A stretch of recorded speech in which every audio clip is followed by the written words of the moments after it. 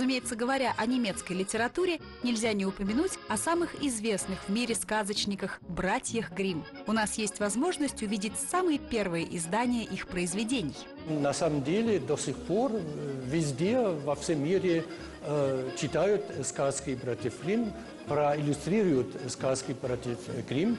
И до сих пор у нас переводы на больше чем 180 языков мира.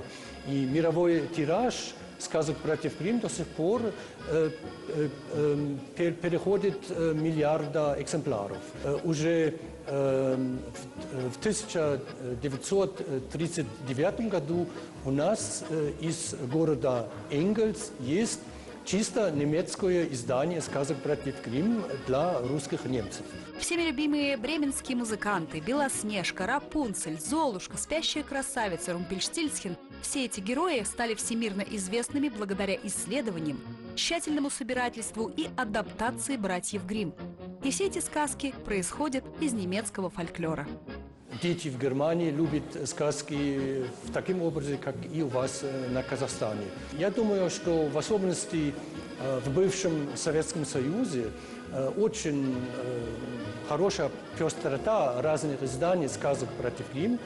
И там даже до сих пор молодые иллюстраторы занимаются иллюстрациями. Выставка, посвященная творчеству Якоба и Вильгельма, стала большим подарком не только ценителям немецкой культуры, но и всем любителям литературы, красивого слога и волшебства сказок.